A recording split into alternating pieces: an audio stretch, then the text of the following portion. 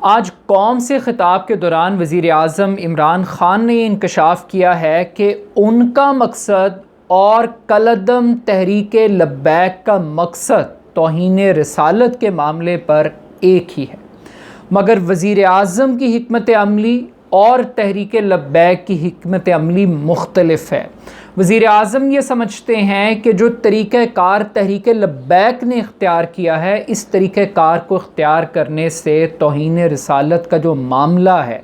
जो गुस्ताखी का एलिमेंट है, उसको मगरबी माशरे से ख़त्म नहीं किया जा सकता। ये मामला आज़ादी इज़हार के नाम पर इसी तरीके से चलता रहेगा। और अगर तहरीक लब्बैक की तर्ज के ऊपर हम अपनी ही इमलाक को जलाते रहेंगे, अपने ही लोगों का कत्लेआम करते रहेंगे, अपने ही माशरे को माशी नुकसान पहुँचाएँगे, फ़्रांस के सफ़ीर को निकालने के नतीजे में मुल्क को संगीन माशी मसाइल का सामना करना पड़ सकता है। इस वजह से सफ़ीर को निकालने से नुकसान पाकिस्तान को होगा और हम वो मकसद अचीव नहीं कर सकते। अब वज़ीर आज़म का ये आर्गूमेंट है कि फ़्रांस के सफ़ीर को निकालने से तो मामला हल नहीं होगा, लेकिन अगर वज़ीर आज़म के प्लान पर चला जाए, 50 मुसलमान ममालिक पहले तो इत्तफ़ाक़ करें कि ये मसला उनके लिए भी मसला है, क्योंकि वज़ीर आज़म साहब ने ख़ुद अपनी तकरीर के अंदर ये इंकशाफ किया कि बाकी किसी मुसलमान मुल्क को इस पे ऊपर कोई मसला नहीं है, कहीं पे कोई एहतजाज की आवाज़ हमें सुनाई नहीं दे रही फ़्रांस के मामले के ऊपर, और जो ब्लास्फेमी का मैटर है उसके ऊपर मुकम्मल खामोशी है। पहले तो वो 50 मुसलमान मुल्क जागें और जागने के बाद फिर वो आवाज़ उठाएं बिल्कुल उसी तर्ज के ऊपर जैसे दुनिया के यहूदियों ने, जो अक़लियत के अंदर थे, उन्होंने उठाई। और होलोकॉस्ट के हवाले से अब मुकम्मल तौर पर एक पाबंदी है, उसके ऊपर किसी किस्म की कोई नेगेटिव बातचीत नहीं की जा सकती और बाकायदा तौर पे बाज़ ममालिक के अंदर सज़ा दी जाती है। बिल्कुल इसी तर्ज के ऊपर वज़ीर आज़म साहब अब ये चाहते हैं कि मुसलमान मुल्क इकट्ठे हों और वो मुतालबा करें, एक डिबेट को ओपन करें वेस्टर्न सोसाइटी में और उनको समझाएं कि आज़ादी इज़हार नहीं है। लेकिन वज़ीर आज़म साहब साथ में ये भी कहते हैं कि अगर 50 मुसलमान ममालिक मिलकर ट्रेड का बाइकॉट करेंगे, मसनूआत का बाइकॉट करेंगे जिनका ताल्लुक़ फ़्रांस के साथ होगा, यूरोप के साथ होगा, तो फिर मगरबी ममालिक के ऊपर एक प्रेशर क्रिएट होगा। यानी कि माशी वेपन को प्राइम मिनिस्टर ऑफ पाकिस्तान ये समझते हैं कि पाकिस्तान अकेला नहीं, बल्कि अगर 50 मुल्क मिलकर ये काम करें तो वो एक इम्पैक्ट क्रिएट हो सकता है। अब मामला यहाँ पे कुछ इस तरह का है कि at the end of the day message ये कम्युनिकेट हो रहा है कि मकसद बहुत अजीम है, मकसद के लिए हर कुर्बानी से हमें दरेग नहीं करना चाहिए, लेकिन पाकिस्तान के माशी हालात हमें इस बात की इजाज़त नहीं देते कि हम एक इंतहाई कदम उठाएं और अकेले अलहदा ये तन्हा कदम उठाएं। तो आई थिंक कि प्राइम मिनिस्टर पाकिस्तान का एक काउंटर नैरेटिव, एक आर्गूमेंट ये भी है कि पूरी मुसलमान दुनिया कश्मीर के मसले पे पाकिस्तान को सपोर्ट नहीं करती, पूरा वर्ल्ड कश्मीरियों के साथ खड़ा होने के लिए तैयार नहीं है। क्यों? क्योंकि भारत एक बहुत बड़ा मुल्क है, एक बहुत बड़ी इकॉनमी है और दुनिया अखलाकियात के असूलों को छोड़कर जो मुआशी असूल हैं उनकी बुनियाद पर भारत के साथ ट्रेड करती है। तो आई थिंक कि आज पाकिस्तान को सबसे पहले आलमी दुनिया से माज़रत करनी चाहिए अपने इस मुतालबे के ऊपर कि वो भारत के ख़िलाफ़ क्यों आवाज़ नहीं उठाते, जो पाकिस्तान कहता रहे, बातचीत करता रहे।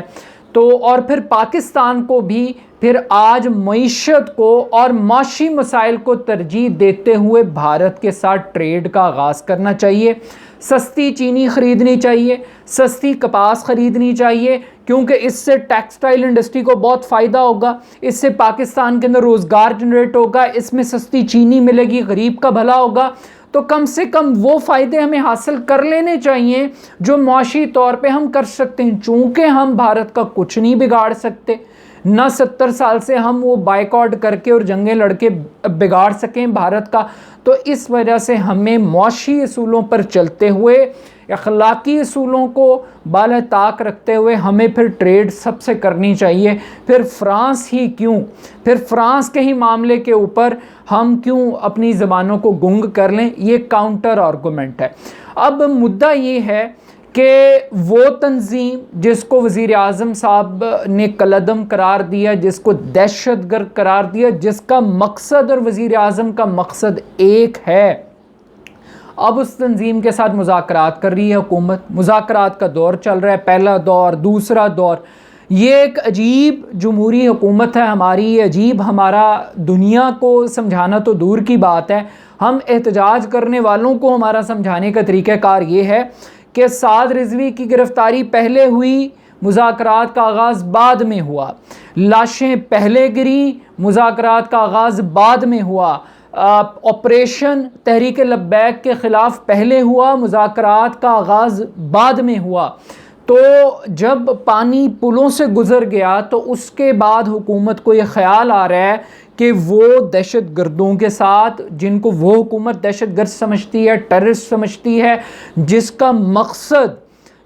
मकसद हुकूमत के मकसद के साथ मिलता है, मगर हिकमत अमली का इख्तलाफ है। यकीनन इख्तलाफ तो और बहुत सारे तबकों को होगा, लेकिन अब उनके साथ मुज़ाकरात किए जा रहे हैं। और जिस शख्स को दहशत गर्दों का सरबराह बताया गया इंसदाद दहशत गर्दी एक्ट के तहत, कलदम तहरीक लब्बैक के सरबराह को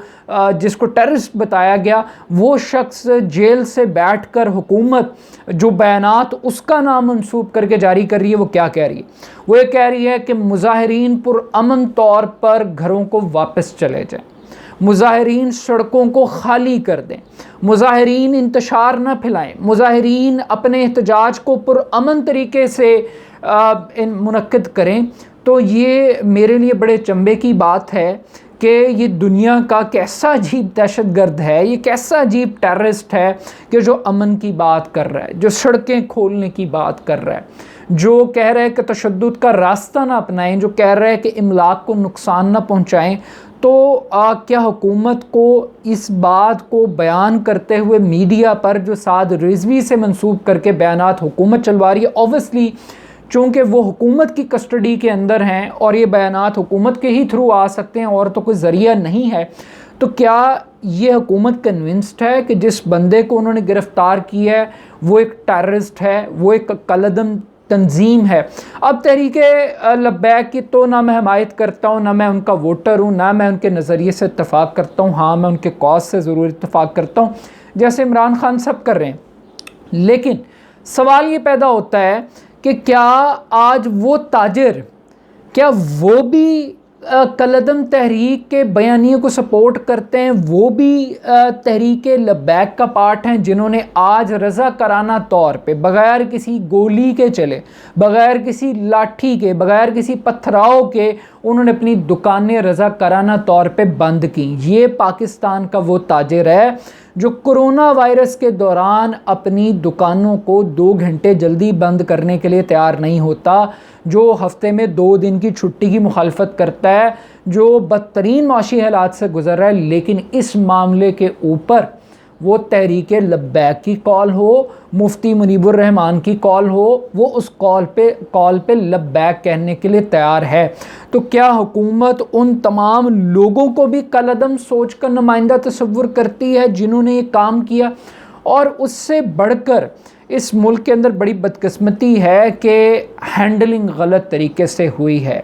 आप वो प्राइम मिनिस्टर जो अपने मुल्क के अंदर डायलॉग से, मुज़ाकरात से कन्विंस नहीं कर सका अपने मकसद को अचीव करने के लिए, और उसने ताकत का इस्तेमाल किया अपने मुल्क के अंदर। अब ये सवाल पैदा होता है कि वो मगरबी माशरे को कैसे समझाएगा, वो मगरबी माशरे से पहले उस मुस्लिम माशरे को कैसे समझाएगा जो इंसानी हुकूक की बदतरीन पामाली पर कश्मीर में जो वाक़यात होते हैं उसके ऊपर गूंग है, खामोश है।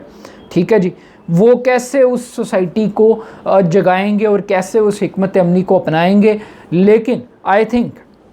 कि ना वज़ीर आज़म की नीयत पे हमें डाउट करना चाहिए, ना हमें तहरीक लब्बैक की नीयत के ऊपर हमें डाउट करना चाहिए। बट ये सवाल तहरीक लब्बैक के लिए भी बड़ा इम्पॉर्टेंट है कि क्या लोगों की गाड़ियाँ जला के, क्या कौमी इमलाक को नुकसान पहुँचा के, क्या शहराएँ बंद करके, एक आम आदमी की ज़िंदगी को मफलूज करके वो दीन की खिदमत कर रहे हैं,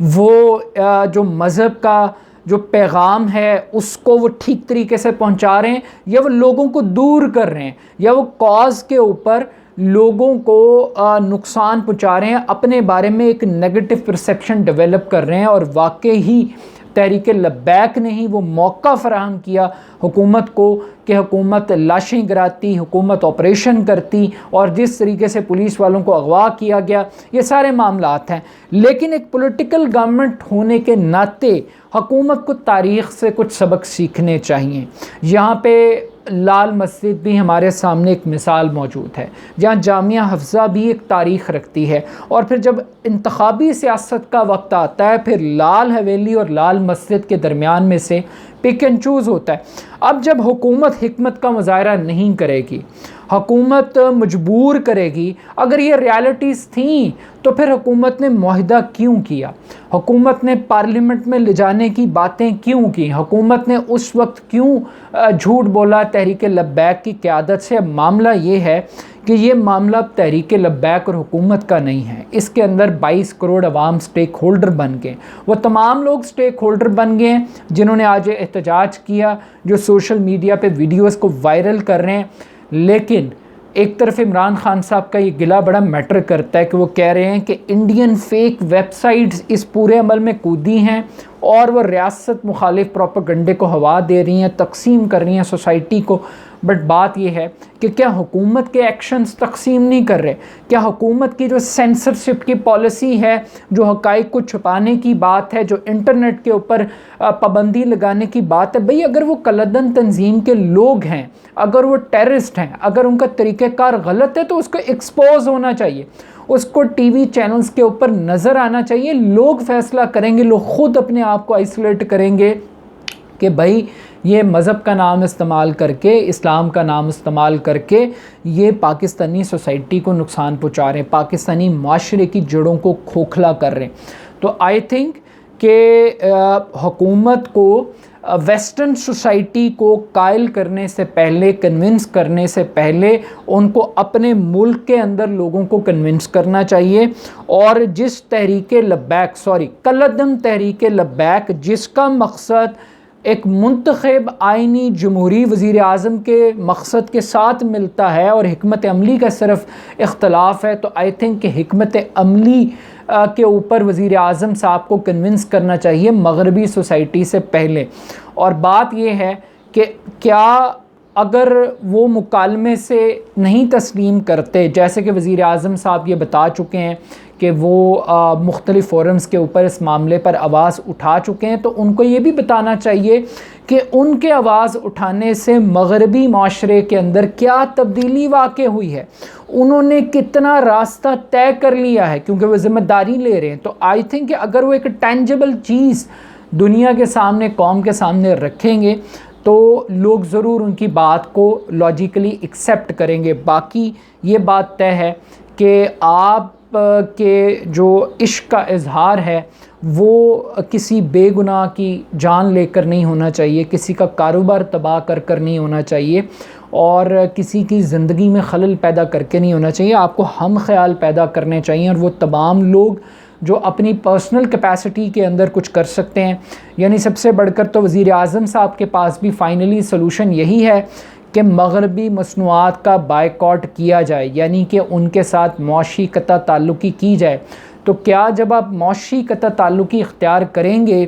तो उसके बाद फिर मुल्क में बेरोज़गारी नहीं फैलेगी, उसके बाद फिर मुल्क की मईशत को नुकसान नहीं पहुँचेगा?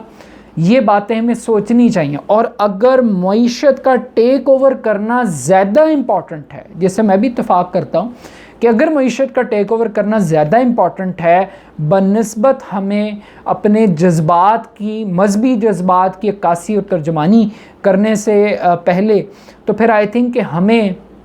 बाकी मामलात के अंदर भी अपने जज्बात को फिर डब्बे में बंद कर लेना चाहिए। फिर वज़ीर आज़म को गिला नहीं करना चाहिए कि कश्मीर के मामले पे दुनिया तजारत को भारत से तरजीह देती है बनिस्बत कश्मीरियों की हमायत से। तो फिर वज़ीर आज़म को आलमी दुनिया से इंसानी हकूक़ के ऊपर आवाज़ उठाने की मुतालबा नहीं करना चाहिए। फिर बाकी जो मामलात हैं वहाँ पे फिर हमें मटीरियलिस्टिक होकर बाहर से चीनी भी ख़रीदनी चाहिए, तजारत भी करनी चाहिए, और फिर बाकी जो अखलाकी असूल हमने उठाए हुए हैं 70 सालों से, जिसका कभी कोई रिज़ल्ट नहीं निकला,